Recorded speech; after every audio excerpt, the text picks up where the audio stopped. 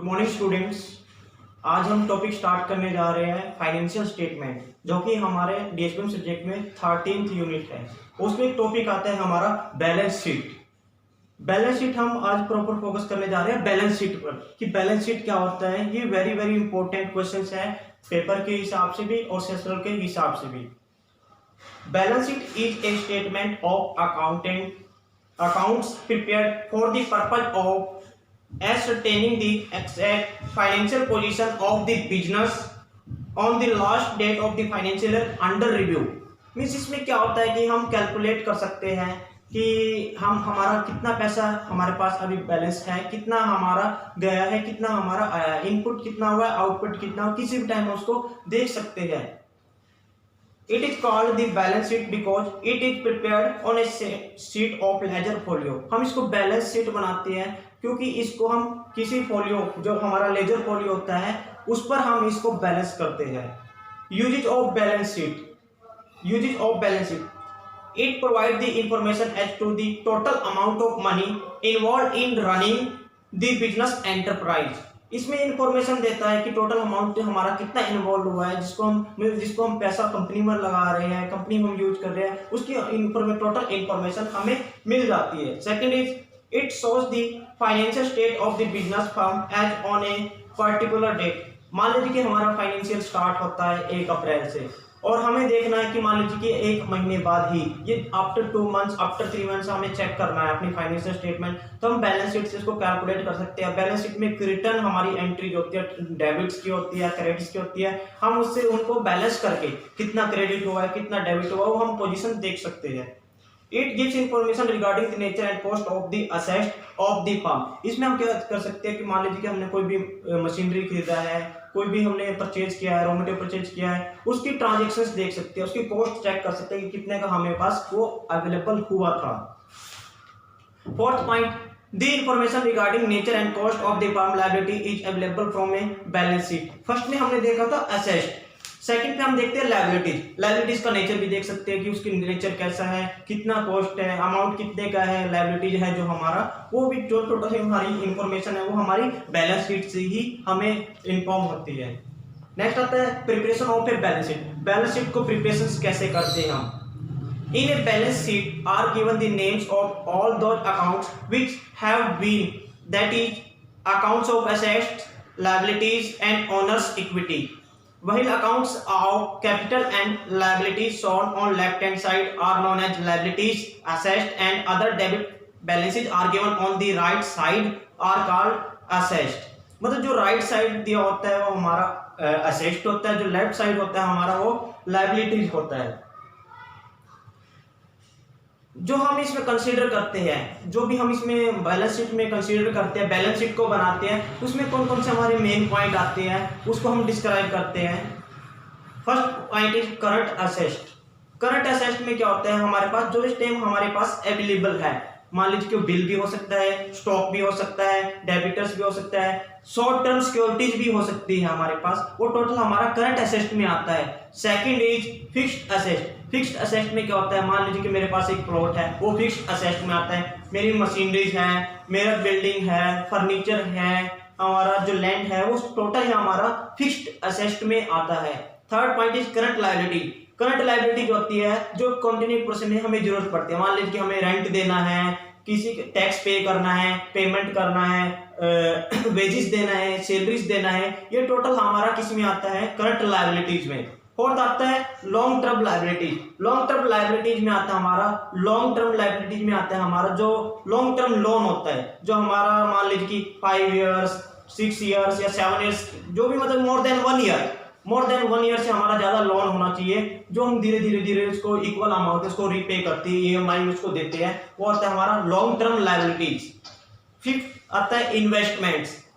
Investments represent the funds invested in government securities, shares of companies. मतलब जो investment तो वही होता है जो कंपनी में शेयर लगाता है, चाहे हम किसी कंपनी में लगा रहे हैं शेयर, या हमारा कोई कंपनी में शेयर लगा रहा है, इन्वेस्ट कर रहा है। इन्वेस्ट किसी भी परसेंटेज में हो सकती है, 2% हो सकती है, 5% हो सकती है, 40% हो सकती है।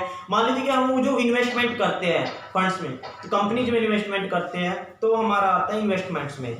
If on the date of preparation of the balance sheet, the market price of an investment is lower than its cost price, the effect is brought in the balance sheet by appending a suitable note. मान लीजिए कि हमारा कोई भी जब हमने investment किया वो मार्केट प्राइस से हमारा कम है तो उसका हम एक सुटेबल नोट उसको मार्क कर देते हैं वहीं पर ही। 6th point is capital. Capital क्या होता है? जो हमारा फर्म्स असेस्ट होता है। फर्म्स असेस्ट क्या होता है? मान लीजिए कि मेरी फिक्स्ड अपनी जो मैंने पैसा है वो कंपनी में लगाया, मान लीजिए कि 40% मैंने कंपनी पे लगाया था, 6% बाहर से मैंने लोन लिया है, तो 40% जो मैंने पैसा लगाया है वो मेरा कैपिटल है। जो भी मेरा कैपिटल मैंने इन्वेस्ट किया है वो मेरा कैपिटल होता है। उस पर ही यदि उससे कम मेरे पास पैसा आता है तो लॉस होता है, यदि उससे ज़्यादा पैसा मैं कमा लेता हूँ, पैसा मेरे पास आ जाता है, टर्नओवर आ जाता है, तो मेरा प्रॉफिट होता है। Next is drawings. Drawings are sums of money of goods withdrawn by the proprietor from the business for his personal use. Drawings by the proprietor has the effect of reducing the balance in the capital account. Therefore, the drawings account is closed by transferring its balance to its capital account. मतलब क्या होता है, हम जैसे मान लीजिए कि company के अकाउंट से मैं कोई अपने पर्सनल, मान लीजिए मेरे को कार चाहिए, मेरे को कोई मोबाइल चाहिए, मैं उससे पैसा निकलवाता हूँ कंपनी के अकाउंट से। जो एंटिटी अकाउंट होता है उसको सेपरेट अकाउंट होता है, तो वो हमारा किस में आता है? ड्रॉइंग्स में। किस में आता है? ड्रॉइंग्स में। उसको मैं किस में ट्रांसफर कर देता हूँ? अपना कैपिटल अकाउंट में। जैसे हमने दोबारा रिवाइज कर लेते हैं हम इसको, क्या क्या हमने किया। प्रिपरेशन ऑफ बैलेंस शीट बनाते हैं तो उसमें हमें किस किस चीज़ों की जरूरत होती है। फर्स्ट इज करंट एसेट की होती है, second is fixed asset, third is current liabilities, fourth is long term liabilities, in fifth investment, sixth capital, 7 drawings. अब नेक्स्ट आता है grouping and recording of asset and liability. मान लीजिए कि हमें बैलेंस शीट बनाना है, बैलेंस शीट के कुछ रूल होंगे कि डेबिट साइड किस साइड आएगा, लेफ्ट साइड आएगा या राइट साइड आएगा, क्रेडिट किस साइड आएगा, उसको कैसे हमने मैनेज करना है। तो उसके लिए हमारे पास 2 मेथड्स होते हैं, order of liquidity, order of permanence. Order of liquidity हम पहले करते हैं। मान ये दो जो मेथड्स हैं हमारे, order of liquidity and order of permanence, ये ग्रुपिंग और रिकॉर्डिंग करने के हैं। क्या करने के ग्रुपिंग? ये हम बैलेंस शीट बनाते हैं तो किस बेसिस पर हम इसको बैलेंस करते हैं। मान लीजिए कि फर्स्ट आता है order of liquidity. It means the order in which they can be converted into cash. For example, the most liquid asset means cash in hand is shown first and the least liquid asset goodwill is shown at the end. मान लीजिए कि मेरे को जो payment पहले करनी है, urgent payment करनी है या अर्जेंट पेमेंट जो भी मेरे पास करनी है, उसको मैं पहले नोट करता हूँ। और जो लॉन्ग टर्म मान लीजिए कि मेरे को लोन देना है, या लॉन्ग टर्म मान लीजिए after 5 years, after 4 years, after 1 year के बाद देना है, वो मैं बाद में उसको प्रेफरेंस देता हूँ। पहले क्या करना है, जो मेरे को अर्जेंट पे करना होता है उसको ऊपर लिखता होता है, फिर उसके बाद नेक्स्ट जो सबसे एंड में मेरे को पे करना होता है उसको मैं लास्ट में लिखता हूँ। वो होता है ऑर्डर ऑफ लिक्विडिटी। और नेक्स्ट आता है order of permanence. Order of permanence में क्या होता है? This method is exactly the reverse of the first method state above. जो ऑर्डर ऑफ परमानेंस होता है, जो हमने फर्स्ट मेथड किया है, ऑर्डर ऑफ लिक्विडिटी, बिल्कुल उसका ही अपोजिट होता है। According to this method, permanent assets and liabilities are shown first, followed by current asset and liability। जो परमानेंट होते हैं उसको हम फर्स्ट करते हैं, जो करंट एसेट और लायबिलिटी होती है, जो जरूरत के अनुसार हमें अभी अर्जेंट चाहिए, वो हम बाद में करते हैं। मान लीजिए कि ऑर्डर ऑफ लिक्विडिटी और ऑर्डर ऑफ परमानेंस में क्या डिफरेंस है। ऑर्डर ऑफ लिक्विडिटी में क्या होता है, जो सबसे पहले हमें देना है, जो सबसे पहले हमको पे करना है वो सबसे ऊपर लिखते हैं, जो सबसे लास्ट में हमें पे करना है, पेमेंट करनी है, वो हम सबसे लास्ट में एंट्री करते हैं। बट ऑर्डर ऑफ परमानेंस में अपोजिट हो जाता है ऑर्डर ऑफ लिक्विडिटी का। जो परमानेंट है वो सबसे ऊपर आता है और जो कंटिन्यूइंग है वो सबसे नीचे आता है। मान लीजिए कि मेरे पास अपना बिल्डिंग है, अपना लॉन्ग टर्म लोन है, ये परमानेंट हमारे पास कुछ भी हो सकता है अपना परमानेंट। मान लीजिए कि फर्नीचर है, कंपनी से प्लॉट है, वो सबसे ऊपर आता है और उसको हम नीचे करते हैं जो हमारे पास कंटिन्यूइंग होता है लास्ट। अब हम कैसे बैलेंस शीट प्रिपेयर करते हैं। अब बैलेंस शीट कैसे प्रिपेयर करते हैं, टेबल कैसे बनाते हैं। मान लीजिए कि मेरे को इसमें एग्जांपल दिया है, from the following trial balance draft the balance sheet of Nigdi medical hall as on 31 December 1994। इसमें दिया गया है land and building, plant and machinery, furniture, motor vehicle, stock on 31/12/94, debtors, creditors, cash in hand, bank overdraft, drawing capital, investment, net profit.